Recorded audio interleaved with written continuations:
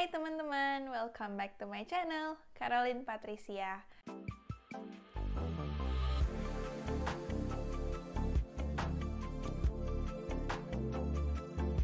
Jadi di video kali ini aku pengen ngebahas tentang IELTS. Jadi 2 minggu yang lalu aku habis aja tes IELTS di Australia dan aku dapat band 6,5. It was not the best, but I will share the tips and trick gimana bisa dapetin IELTS band overall di atas 6. Oke, jadi teman-teman, disclaimer dulu, ini bukannya aku melebih-lebihkan atau gimana, tapi bagi aku personally yang aku udah pernah ngejalanin tes di Indonesia juga, aku merasa tes di luar negeri khususnya di negara yang memang berbahasa Inggris, contohnya Australia, itu hasil tesnya itu lebih susah. Contohnya IELTS aku 1 tahun lalu atau 2 tahun lalu speaking aku itu 7,5 di Indonesia, tapi di sini cuma dikasih 6,5, yang beda 1 poin, yang which is lumayan gede banget. Terus writingnya juga sama. Jadi intinya kalau misalnya teman-teman mau ambil IELTS untuk keperluan imigrasi maupun keperluan sekolah, lebih baik ambil di negara Asia yang bukan menggunakan bahasa Inggris sebagai mother tongue-nya mereka. Aku itu melakukan IELTS General Training for the first time. Jadi IELTS itu ada 2, namanya General Training dan juga Academic. Untuk kali ini aku melakukan General Training. Kenapa? Karena aku bukan mau sekolah, aku menggunakan IELTS ini untuk keperluan imigrasi yang memperbolehkan menggunakan General Training. Banyak orang yang bilang kayak General Training itu lebih gampang dibanding akademik, tapi bagi aku personally itu tuh hampir sama aja.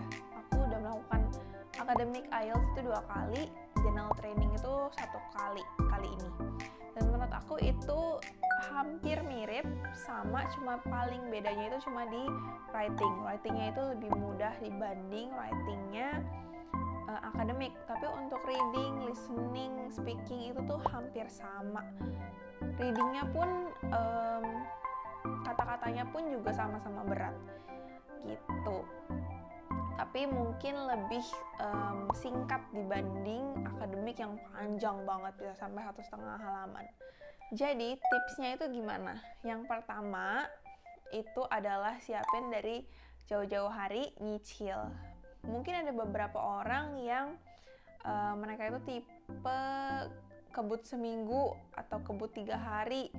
Tapi kalau bagi aku pribadi, IELTS itu tuh kemampuan berbahasa ya, bukan ujian matematika yang kalian bisa ngafalin atau ujian biologi. Jadi IELTS itu sesuatu yang kamu asah terus. Semakin kamu sering latihan, semakin kamu lebih bisa. Lalu yang kedua, aku juga sempat beli buku panduan dan itu tuh bermanfaat. Nanti aku bakal share linknya di sini, teman-teman bisa cek.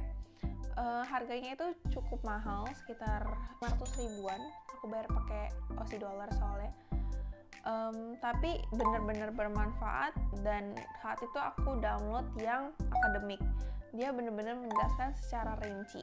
Tapi yang paling bener-bener bermanfaat bagi aku, kamu bisa cek, ini namanya websitenya. Nanti teman-teman bisa join kalau teman-teman mau coba. Jadi dari website itu, mereka itu melakukan seperti real-time IELTS test. Tapi teman-teman harus bayar dan memang lumayan pricey.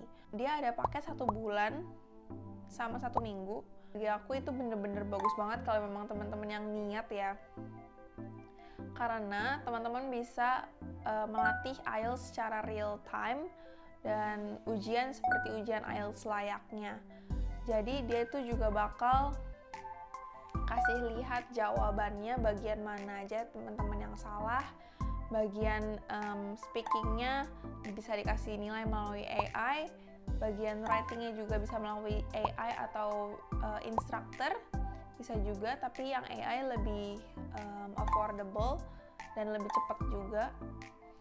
Lalu juga untuk listeningnya, teman-teman tuh bisa langsung dicek apa aja yang salah dan salahnya kenapa, harusnya gimana, dan mereka juga kasih lihat transkrip audionya. Jadi teman-teman bisa tahu, oh aku salah dengar di sini gitu. Nah, untuk readingnya pun juga sama, jadi dia kasih semua jawabannya di dalam satu website itu, jadinya bener-bener convenient banget, bukan yang teman-teman harus kayak cari jawabannya mana, terus nggak tahu alasannya kenapa. Ini tuh bagus banget kalau menurut aku, teman-teman boleh coba yang punya budget lebih dibanding les private yang bakal lebih mahal. Lalu untuk for your information juga, aku itu belum pernah les IELTS private ataupun les juga nggak pernah. Aku selalu belajar sendiri. Apa aja yang teman-teman perlu perhatiin untuk tes IELTS? Kalau menurut aku yang penting itu speaking teman-teman bisa latihan untuk nonton YouTube-nya Speaking IELTS Test. Coba aja band 6 atau band 7 dulu dari awal, gimana orang-orang menjawabnya dan lain-lain. Dari sana teman-teman bisa biasain kayak pause interviewnya, terus teman-teman yang ngomong gitu. Jadi teman-teman bisa berlatih, atau bisa juga punya teman yang dari luar negeri yang fasih ngomong bahasa Inggris, jadi sama-sama bisa belajar. Lalu untuk reading itu perbanyak latihan, skimming, baca yang cepat, terus dapat poin intinya di mana poin-poinnya. Kalau misalnya untuk writing itu teman-teman tuh harus latihan, dan yang paling penting itu teman-teman harus take note. Kayak dalam writing itu tuh harus ada isinya tuh apa aja, materinya apa aja, contohnya pembuka, penutup, isinya, dan lain-lain. Itu teman-teman bisa take note di sana. Terakhir itu listening.